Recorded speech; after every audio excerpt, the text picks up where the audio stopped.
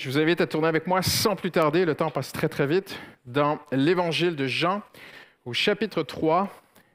Nous avons introduit une série très très importante pour la vie de l'Église, pour l'identité de l'Église de Jésus-Christ, pas seulement l'Église paramétropole, mais l'identité de tous les chrétiens du monde entier devrait être la même.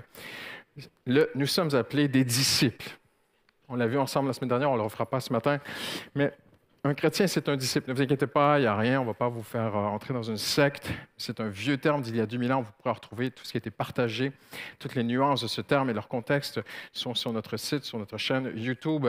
Mais ce matin, Jésus a dit « Allez par tout le monde, faites des disciples ». C'est extraordinaire, on n'a pas besoin de lire. Il y a des très, très bons livres qui sont écrits sur le discipulat, qui sont très enrichissants.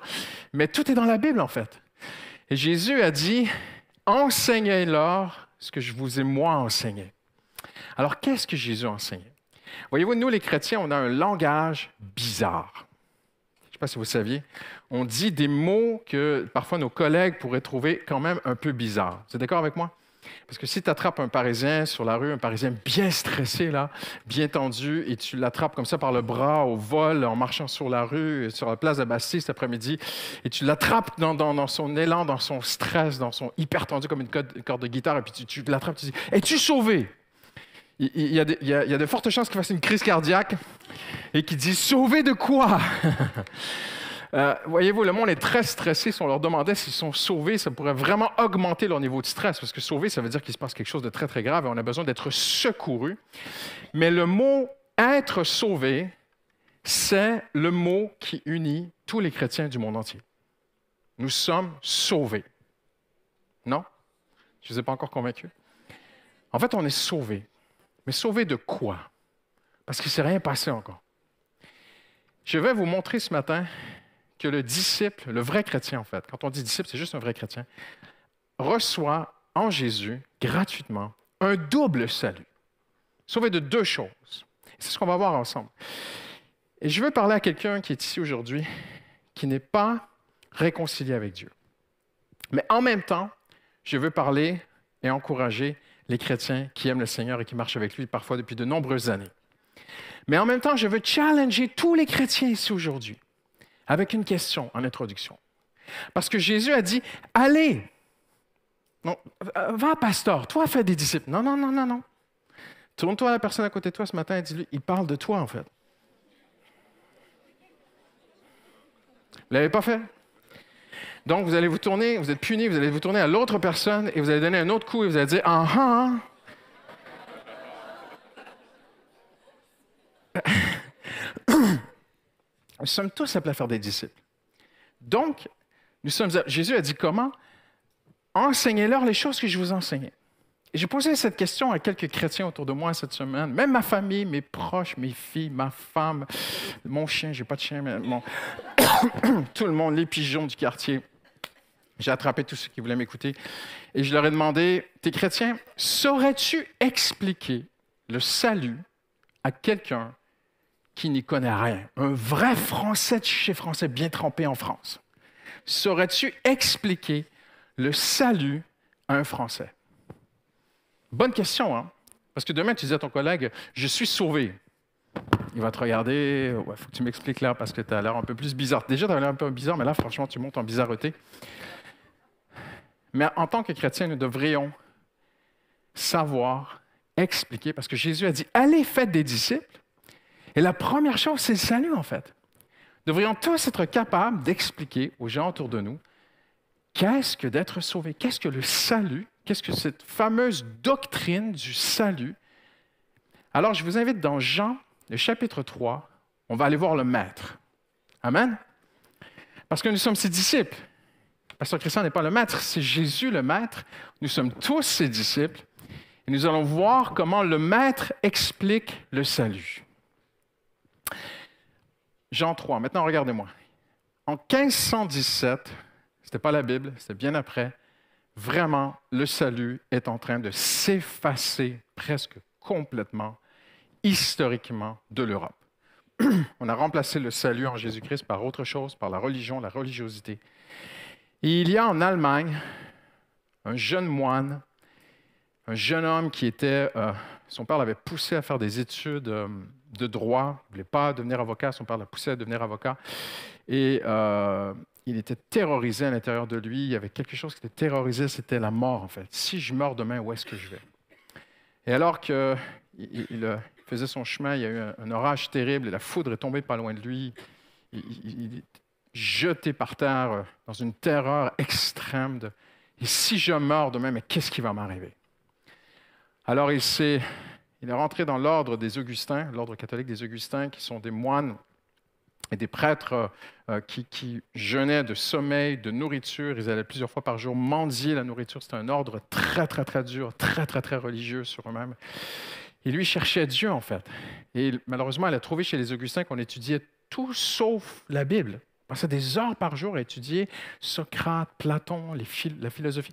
Et il en est venu à bout de la philosophie. Et il a commencé à étudier la Bible.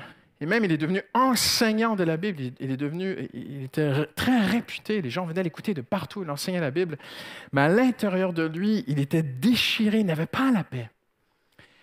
Et à un moment donné, il s'est bloqué sur un verset dans l'Épître aux Romains pendant une année. Pendant un an, ce théologien qui était si mal à l'intérieur, qui était en colère contre Dieu, il a dit lui-même qu'il en voulait à Dieu. Pourquoi est-ce que Dieu est un Dieu de courroux? Pourquoi est-ce que Dieu est méchant? Pourquoi est-ce que Dieu est distant? Pourquoi est-ce qu'on m'enseigne depuis ma naissance que Dieu n'attend qu'une erreur pour me tomber dessus? Mais il en voulait à Dieu. Il faut que je gagne mon ciel, il faut que je mérite mon ciel. Et alors qu'il a ouvert la Bible, parce qu'on n'étudiait pas la Bible, il a ouvert la Bible et il a lu dans Romains que Dieu est bon, que Dieu est amour, que Jésus a donné sa vie pour qu'on soit réconcilié avec Dieu. Et cet homme, toute sa religion, c'est comme un immense château de cartes. Imaginez un palace, un château immense. Mais tout est fragile, en fait. C'est des cartes. Vous connaissez l'expression château de cartes? Et l'apôtre Paul est venu au chapitre 1er de l'Épître aux Romains, est venu enlever une carte de son château. Et tout s'est effondré. Tout s'est déconstruit sur un verset que nous sommes sauvés par la foi. Et cet homme, Martin Luther, a écrit ceci. Il cite l'apôtre Paul, celui qui est juste par la foi vivra. Et là, il raconte son témoignage lui-même. 1517. Je sentis que j'étais tout à fait né de nouveau. Personne n'a dit amen, mais moi j'ai explosé quand j'ai lu ça.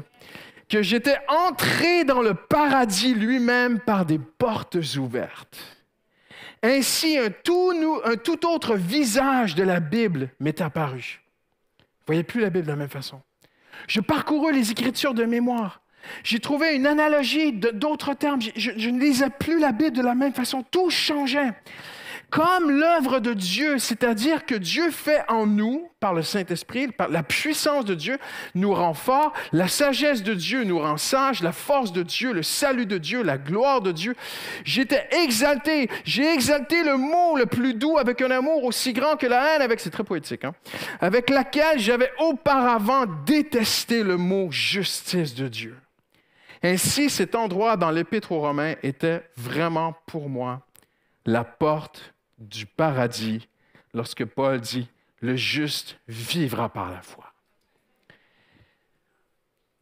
1500 ans plus tôt, à peu près, on a un autre homme extrêmement religieux qui lui aussi veut mériter son ciel et qui lui aussi le dit qu'il est déchiré par des batailles de péché à l'intérieur de lui. Personne ne le sait, mais il le confessera lui-même dans ce même épître. Paul le dira. Qu'alors qu'il était pharisien des pharisiens, je ne vous raconterai pas comment les pharisiens étaient extrêmement religieux et fiers et orgueilleux d'être religieux et tellement fiers de vouloir essayer de mériter leur ciel. Et Paul était dans cela, mais il le dira plus tard, que, même dans l'Épître aux Romains, il dit, mais au fond de lui, il était déchiré par des passions pécheresses, des mauvais désirs de sensualité. Tout le monde regardait l'apôtre Paul et le monde disait, mais cet homme est juste, cet homme est extraordinaire, cet homme est d'une religiosité hors pair. Mais Paul dit, non, mais à l'intérieur, j'étais vraiment pourri. Je m'excuse de le dire comme ça, c'est vraiment ce qu'il dit. Et sur la route de Damas, cet homme, même convaincu que tu es un chrétien plaira au cœur de Dieu.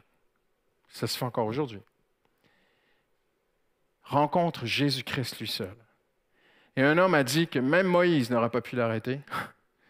Même Daniel ou n'importe quel grand homme, le prophète Élie n'aurait pas pu arrêter cet homme tellement il respirait le meurtre. Et une seule personne dans l'univers pouvait arrêter Saul de Tarse. Il fallait que ce soit Jésus. Il a été jeté par terre. Et il écrit ceci, « Le juste vivra par la foi ». Mais je vais remonter avec vous encore plus tôt, à peu près 3 ans plus tôt, plus ou moins. Un autre homme, un troisième, extrêmement religieux, encore plus religieux que l'apôtre Paul, probablement encore plus religieux que Martin Luther, que nous avons vu tout à l'heure. Cet homme s'appelle Nicodème. La Bible le présente comme un chef d'Israël, littéralement, c'est un chef du peuple. Non seulement il enseigne dans les synagogues, il enseigne les chefs des synagogues, il enseigne ceux qui enseignent. C'est le masterclass. Nicodème, my friend. Et Nicodème voit Jésus faire des choses extraordinaires. Il voit Jésus toucher un malade. Et Jésus, ému de compassion, lui dit, « Je le veux, sois pur. » Et alors qu'il était interdit, par la loi, interdit de toucher un lépreux, Jésus le touche. Mais le lépreux n'affecte pas Jésus, c'est Jésus qui l'affecte. Et Nicodème est bouleversé. Lui aussi, son château de cartes est en train de s'effondrer devant Dieu. Alors, il demande à voir Jésus en secret parce que c'est la honte totale de venir voir ce nouvel enseignant, cette nouvelle école de pensée. Cet homme qui s'appelle maître et qui a des disciples et qui fait des disciples et qui fait du discipulat. Aller le voir, se questionner, se remettre en question toute sa philosophie de la vie. Alors que tu es chef d'Israël, vous vous rendez compte? Il vient, il s'approche de Jésus alors qu'il faut venir la nuit quand il n'y a personne. Donc, réunion top secrète. Il s'approche de Jésus. Il lui dit, franchement, on ne peut que reconnaître que tu viens de Dieu. Et bang! Mais Jésus était déjà armé, la main sur le gun. Il attendait juste qu'il arrive. Boum! Laisse tomber Lucky Luke. Parce qu'il l'aimait. Jésus a dégainé avec une rapidité. Voyez-vous, Dieu aime tellement les hommes que quand quelqu'un s'approche de lui, il n'hésite pas à répondre. Et regardez la réponse de l'amour de Dieu au chapitre 5. Donc Jésus, il vient et il dit, mais on reconnaît tous. Regardez verset 3. En vérité, je te le dis, à moins de naître de nouveau, personne ne peut voir le royaume de Dieu. Naître de nouveau. En fait, le salut, la doctrine du salut, ce matin, se résume en une seule phrase que Jésus a dit, il faut naître de nouveau. Un chrétien, un disciple, c'est quelqu'un qui est né de nouveau. Et là, Nicodème lui répond, mais comment un homme peut-il naître quand il est vieux? Donc, on sait qu'il est vieux. Peut-il une seconde fois entrer dans le ventre de sa mère et naître? En fait, il est bouleversé. Il n'est pas dans le débat. Il n'est pas dans la confrontation avec Jésus. Il n'est pas dans l'orgueil. Il est dans l'humilité. Il cherche, en fait, il se questionne. Et il reconnaît l'autorité de Jésus.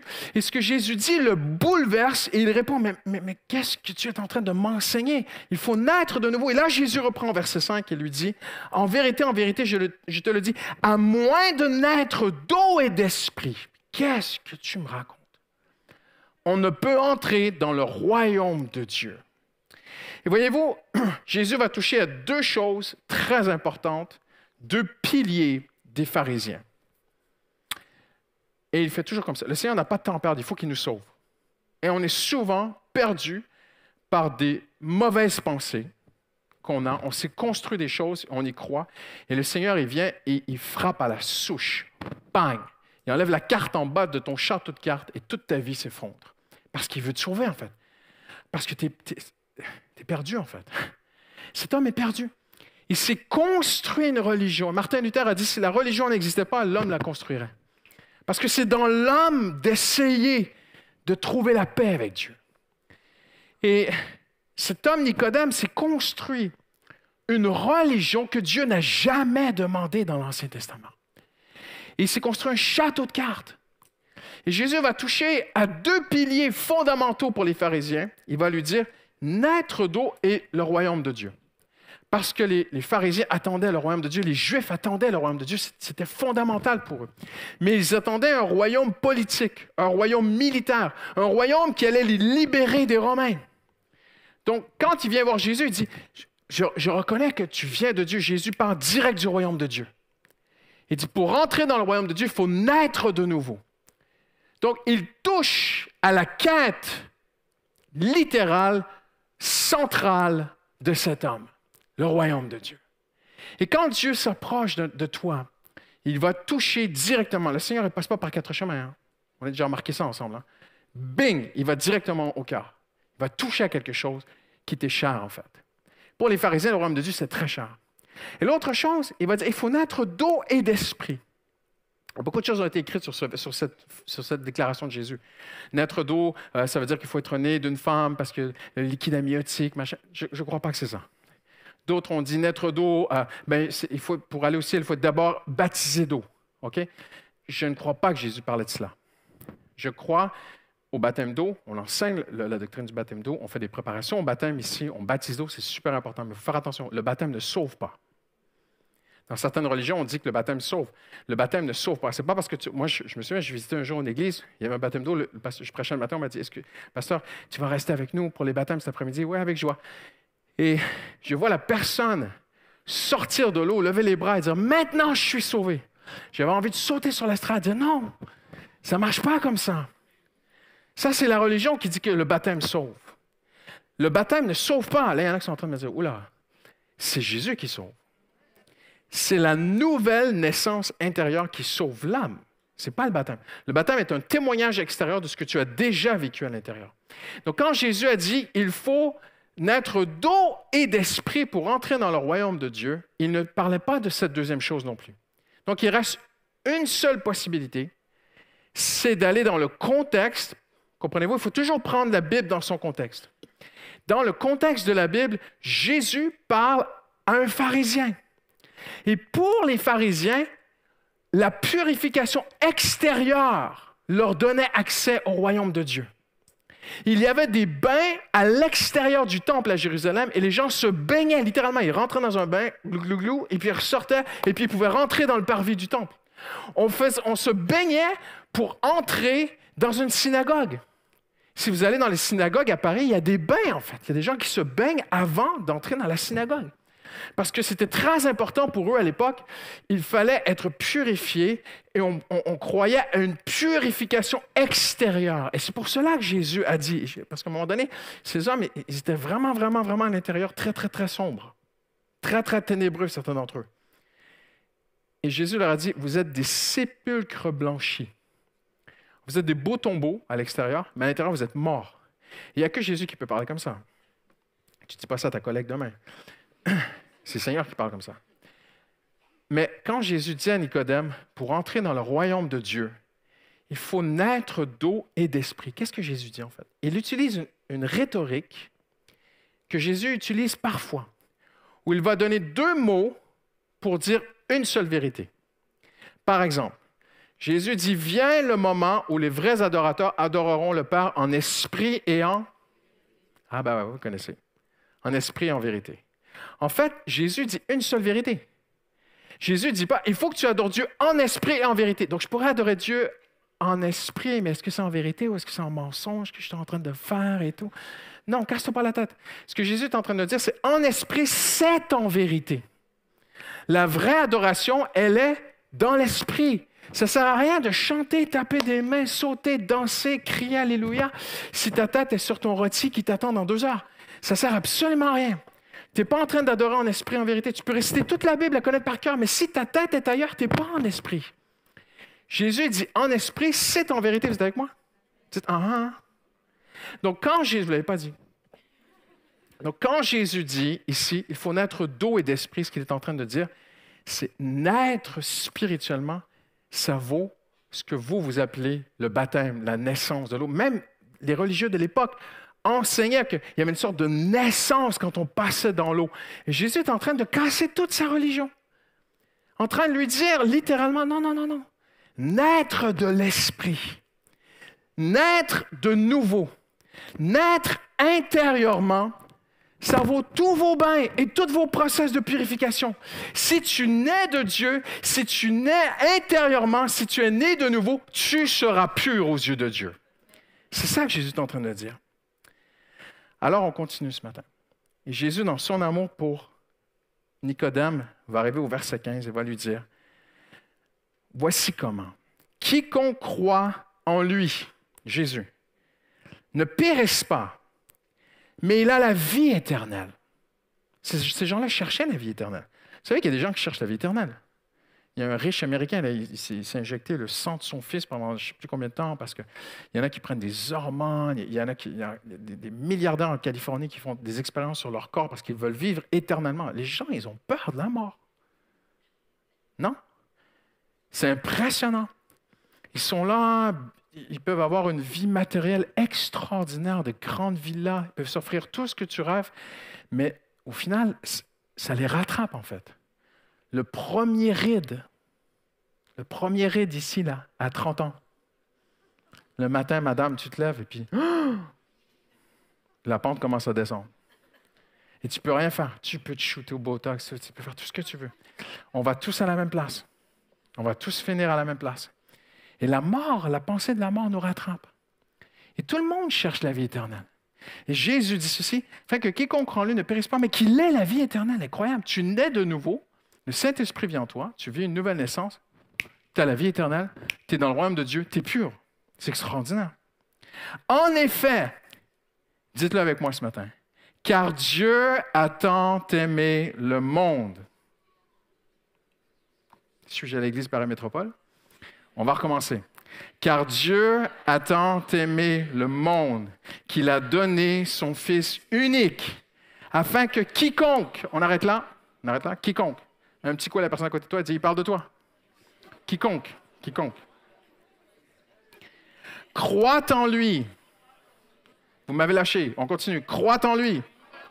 Ne périsse pas, mais qu'il ait la vie éternelle. Ça, c'est la nouvelle naissance. C'est le salut. Nous sommes sauvés. Hallelujah. À la nouvelle naissance, le Saint-Esprit entre en toi.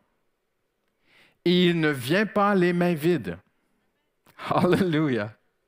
Christ entre avec une multitude, une armée de bénédictions qui s'assemblent tous dans le cœur du sauvé. La moindre bénédiction, la plus petite la bénédiction de Dieu, vaut plus que l'assemblage de tous les biens et bonnes personnes de ce monde. Réfléchis ce matin. Parce que parfois, on a l'impression que d'être né nouveau, c'est juste un reset. On l'a chanté tout à l'heure, je repars à zéro, tu vois. Non. Ou que je suis pardonné du mal que j'ai fait et j'ai un ticket pour le ciel. Donc, mon passé est réglé, mon futur est assuré, mais mon présent, vraiment, là, je suis livré à moi seul, tu vois. Non. Quand Jésus sauve, il sauve de tout. Il te sauve de ton passé, il te sauve de ton présent et il te sauve de ton éternité sans Dieu. Quand le Saint-Esprit vient en toi, il vient avec tout, en fait. C'est le package premium. Tu ne peux pas avoir plus. Tu ne peux pas souscrire à plus. C'est le top du top. Quand le Saint-Esprit vient, il ne vient pas les mains vides dans ta vie. Christ entre avec une multitude de bénédictions dans le cœur de l'homme. La moindre d'entre elles, la plus petite, vaut plus que l'assemblage de tous les biens de ce monde, que toutes les bonnes personnes de ce monde. Jésus est plus dans ton cœur, de façon impossible à mesurer, que toutes les personnes que tu aimerais avoir dans ta vie. Amen. L'homme est vide de Dieu. L'homme vit sans Dieu. Et nous sommes même dans un pays qui a voulu être un pays sans Dieu. Donc l'homme est déformé parce qu'il a été créé pour être avec Dieu. L'homme a été créé pour être comblé par Dieu, vivre avec Dieu. Donc l'homme sans Dieu est déformé. Il se sent perdu. C'est impressionnant. J'ai vu des gens dans mon bureau, Je me dis, mais avec le salaire qu'il fait, l'intelligence que cet homme a, la carrière, la réussite professionnelle qu'il vit présentement, il est assis devant moi et il me dit, Pasteur, est-ce que la porte est bien fermée? Oui. Je me sens perdu. Oui, parce que sans Dieu, tu es perdu. Tu as été créé pas pour le plus bel appartement parisien, tu n'as pas été créé pour... non, tu n'as pas été créé pour les choses. Il n'y a rien dans ce monde qui peut faire que tu te sens trouvé. Tu es un enfant de Dieu et un enfant loin de son Père, il est perdu. L'homme est littéralement un SDF. Hein? Quand le Saint-Esprit vient dans ta vie et que tu nais de nouveau, tu es trouvé, tu te sens trouvé. Hallelujah. Et tu es sauvé de deux choses. C'est pour ça que je parle du double salut en terminant. Quand le Saint-Esprit vient dans ton cœur, l'Esprit de Dieu, en fait, c'est Dieu, c'est Jésus qui vient vivre en toi.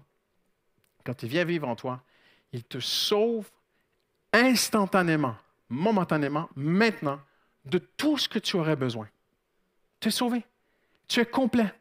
C'est terminé. Tu es, on dit en anglais, whole. C'est terminé. On est complet en Jésus. On a trouvé le bonheur. Je ne cesse de répéter qu'un chrétien, c'est quelqu'un qui a trouvé le bonheur et qui partage son bonheur. Un disciple, c'est quelqu'un qui dit aux gens autour de lui qu'il a trouvé le bonheur en Jésus et qui essaie d'expliquer son bonheur pour que d'autres aussi trouvent le vrai et le seul bonheur qui existe, c'est d'ouvrir ton cœur et que Jésus vienne vivre en toi. Imaginez cet homme, Nicodème, qui écoute Jésus dire ces choses. Naître de nouveau. Personne n'a jamais enseigné cela. L'Ancien Testament ne parle pas clairement ici. Voyez-vous, il fallait que ce soit Dieu qui descende du ciel, qui devienne un homme, qui se fasse chair, qui explique lui-même les choses. Tu as besoin de moi dans ta vie. Tu es incomplet. Tu es dysfonctionnel. Tu es déformé. Hein? Ça fait un petit peu mal à l'ego ce matin. Hein? Oh non, moi je vais très très bien. On se reverra dans 5 minutes. Tiens. Et on a besoin de Dieu dans notre vie. Quelqu'un dit Amen ce matin. L'homme est un SDF sans Dieu. SDF, ça veut dire S sans domicile fixe. Mais l'âme de l'homme est sans Dieu et foi. Ou on pourrait même dire sans Dieu fixe. C'est vrai, hein? Il change d'idole. Ah, je me souviens de cette femme qui a dit « Ouais, j'ai rencontré un homme, c'est un Dieu, c'est un Dieu. » 10 ans plus tard, c'était un autre. Sans Dieu fixe. Mais quand Jésus vient dans ta vie, tu as trouvé le Dieu fixe. Tu es fixé, c'est bon, c'est terminé. Et en fait, regardez comment l'homme, ces hommes qui ont d'une vie brisée, parfois qui vivent sur la rue, sont une très bonne image de l'être intérieur. Parce qu'ils vivent une solitude, une faim. Ils souffrent de faim. Je me souviens de ce SDF avec Justine, avec qui on avait parlé, qui nous avait interpellé, qui nous disait « J'ai faim, en fait. » Je l'ai fait rentrer dans une boulangerie. Je dis « Viens, prends ce que tu veux. » Il y a faim, tu vois, une faim intérieure. Mais sans Dieu, il y a une faim. Il y a un froid intérieur. Il y a une peur intérieure qui reste là. Il y a des maladies qui viennent dans ta vie, la maladie du péché. Tu touches à des trucs, ces trucs-là t'attrapent. Tu pensais que c'était cool, que c'était le fun, que ça serait du simple plaisir, mais ton plaisir commence à mettre des chaînes autour de toi et tu deviens esclave de ton plaisir. Tu développes des maladies de l'âme, une vie misérable intérieurement, une vie de perdition quotidienne, livrée à toi-même, livrée à tes raisonnements, à tes décisions. On rencontre des gens qui partent dans un sens. « Ah non, mais je suis certaine que je dois aller dans ce sens. » Et bang, elle frappe un mur. « Ah non, mais je suis certaine que je dois aller dans ce sens. » Et boum, elle tombe dans un trou. Et puis, non. Et puis tu te dis, mais comment est-ce qu'on peut être ainsi? Parce que l'homme sans Dieu, il est perdu. Perdu. Sans aide surnaturelle. Sans secours. Livré au mot MAUX de la vie et du péché. Et Paul dit ceci, Romains 3, 23, j'aime bien cette version sommaire qui dit « Tous ont péché et sont privés de la glorieuse présence de Dieu. » C'est bien dit, hein? C'est pas mal, hein? « tous ont péché. Parce qu'on pourrait dire, tous ont péché. Louis II dit, tous ont péché, sont privés de la gloire de Dieu. Donc, tous ont péché. Et un jour, parce qu'on est chrétiens, nous, eh bien, un jour, nous irons dans la gloire de Dieu. Non, non, non, non. La gloire de Dieu, ici. Maintenant, dans ton cœur, tous ont péché et sont privés de la glorieuse présence de Dieu.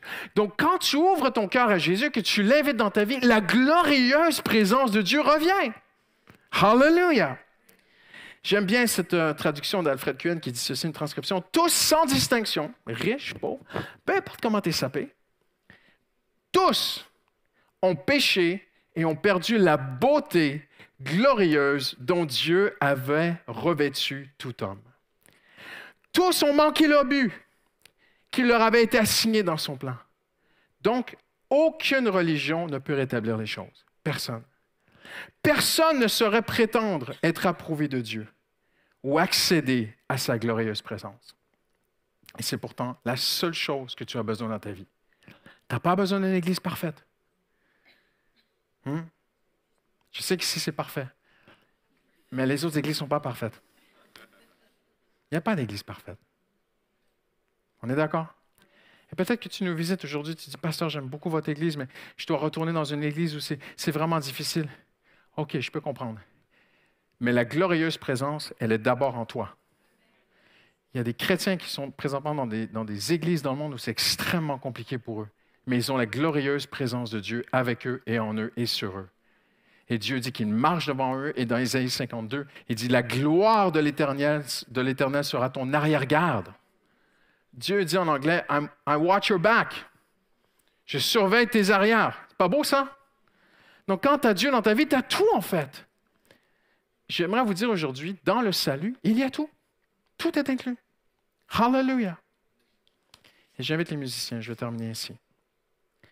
Jésus a mis fin à toute forme de religiosité. Regardez ce que Paul dit. Où donc elle a raison de se montrer fière ce matin? Et elle est exclue. Quelle loi est-ce qu'on peut pratiquer pour être agréable à Dieu? Qu'est-ce que tu peux faire aujourd'hui pour mériter que Dieu t'aide? Rien, Paul dit. Quelles œuvres? Paul dit rien. Non. Il y a une chose. Il y a une nouvelle loi qui est venue avec Jésus.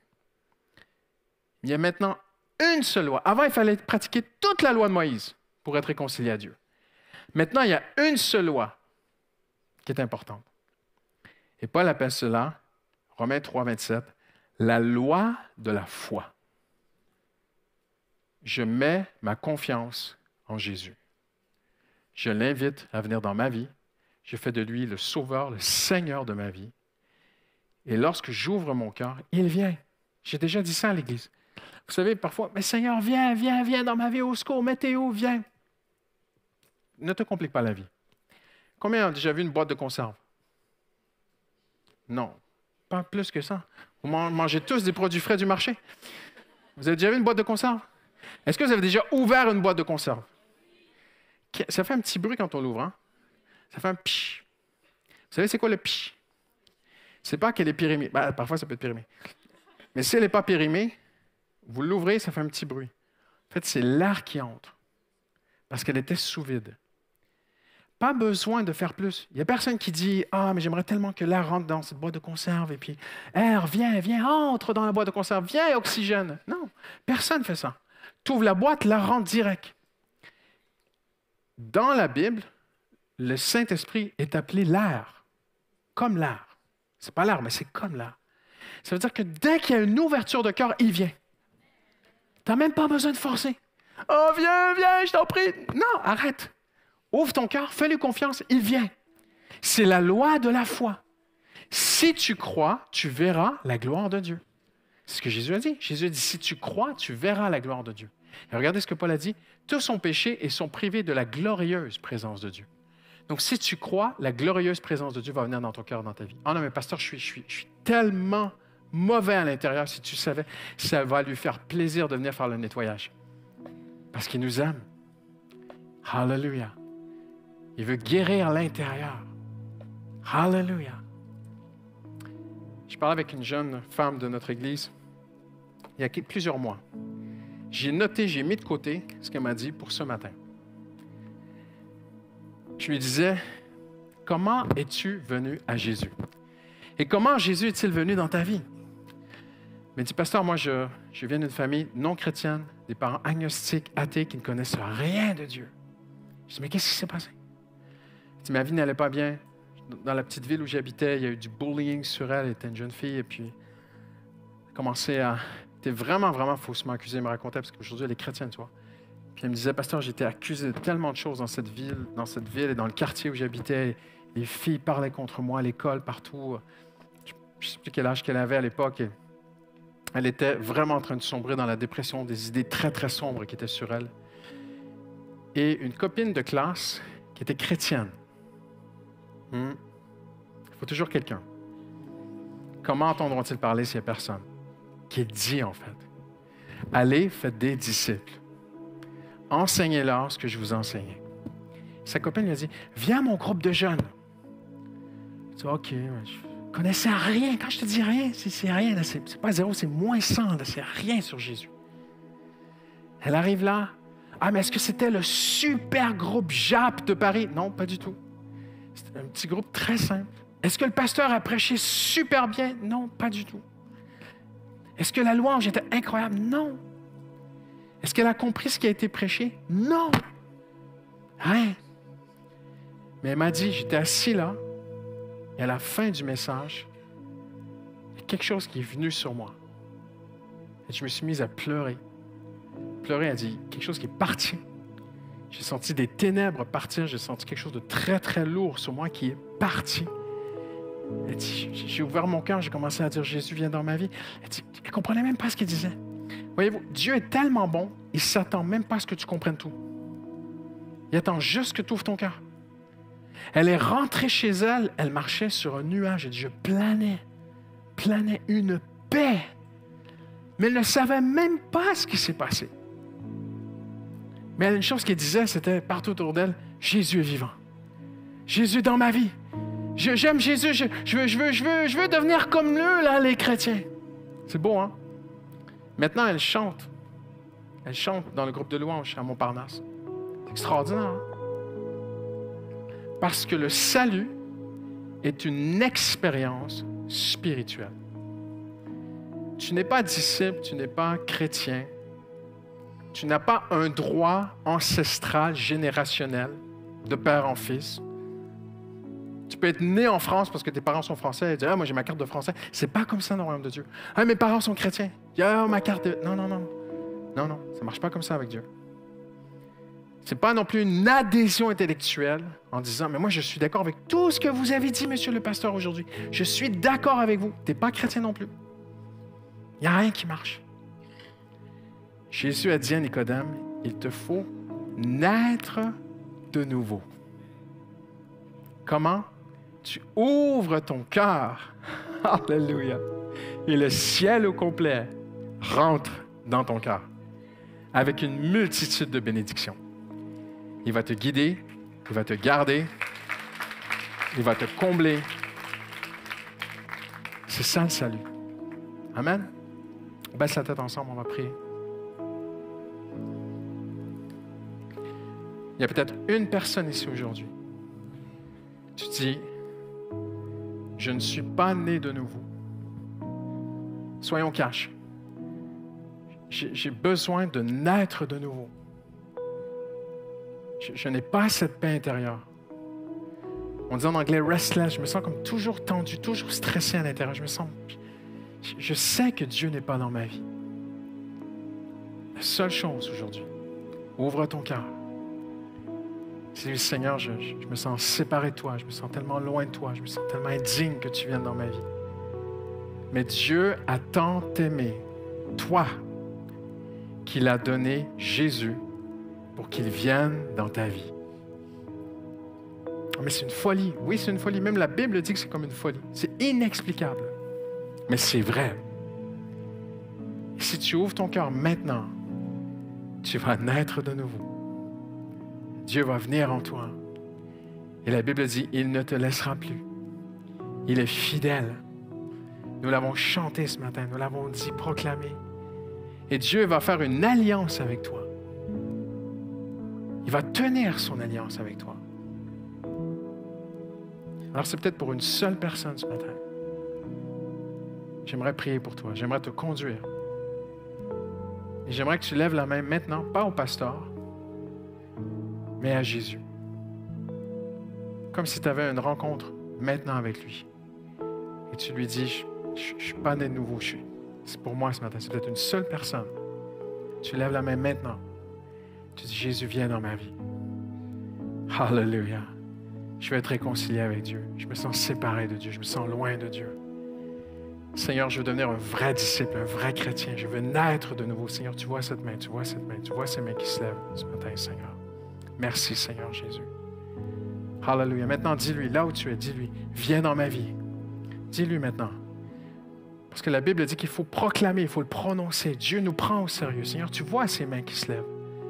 Tu lui dis maintenant, c'est ça le plus important. Tu dis, Jésus, viens dans ma vie. Dis-lui maintenant, Jésus, viens dans ma vie. Ce n'est pas le pasteur qui doit le dire, c'est toi qui dois le dire. Viens dans mon cœur, viens dans ma vie, Seigneur. Viens vivre en moi, Seigneur. Je t'ouvre ma vie. Je t'ouvre mon cœur, Seigneur. Viens dans ma vie. Jésus, j'ai besoin de naître de nouveau et de devenir un vrai enfant de Dieu, réconcilié avec Dieu. Alléluia.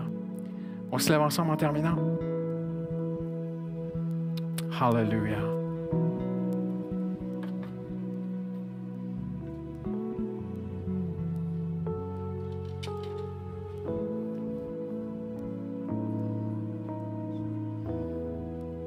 Est-ce qu'on peut juste tendre nos mains vers Jésus qui a tout donné pour nous?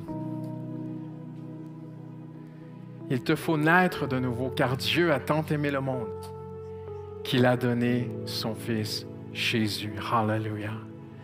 Alléluia. Tous ceux qui sont nés nouveaux, tous ceux qui sont chrétiens ce matin, commencez juste à remercier Jésus de ce qu'il a fait. Alléluia. Il y a tout en toi. Tu n'as plus besoin de chercher. Tout est inclus dans le salut. Tout. Tu as besoin d'être baptisé du Saint-Esprit, ça viendra. Le Saint-Esprit vit déjà en toi. Tu as besoin d'être guidé, il te guidera. Tu as besoin d'être gardé, il te gardera. Tu as besoin de changer, il te changera. Il y a des mensonges qui doivent te quitter, il te nettoiera de tous ces mensonges. La Bible dit qu'il nettoie son Église par l'eau de sa parole. Alléluia. Remercie Jésus. Tout vient avec le Saint-Esprit. Tout est inclus. Alléluia. Tout ce qu'il y a dans le ciel est dans ton cœur. Tout ce qu'il y a au ciel est dans ton cœur. C'est pas incroyable? N'est-ce pas incroyable? Dis-lui, Seigneur, aide ma foi, aide-moi à croire, Seigneur. Parfois, je suis abattu, parfois, je suis dans le doute, parfois, je suis découragé. Et alors que le ciel est en moi, Seigneur. Il n'y a rien dans le ciel qui n'est pas dans ton cœur. La présence de Dieu céleste est dans ton cœur. Le Père céleste est en toi. Jésus a dit, si tu crois en lui, le Père viendra et fera sa maison chez toi. Alléluia! Mais qu'est-ce qu'on veut de plus? Seigneur Jésus, merci. Merci. Comment ne pas t'adorer, Seigneur? Merci, mon Dieu, d'avoir donné Jésus. Mon Dieu, merci d'avoir donné ta vie à la croix pour que le Saint-Esprit vienne vivre en moi. Merci, mon Dieu, j'ai tout. Nous avons tout pleinement en toi, Seigneur. Alléluia. La Bible dit, même les anges te protègent. Il y a tout. Tout ce qui est dans le ciel est avec toi. C'est extraordinaire. Alléluia. Mon cher ami, si tu es chrétien, il est temps de sourire. Regardez-moi un instant. Il y en a, ça fait longtemps que vous n'avez pas souri. Il est temps de sourire. Il est temps d'être heureux. Il est temps de réaliser que nous avons tout pleinement en lui, parce qu'il vit en nous. Alléluia.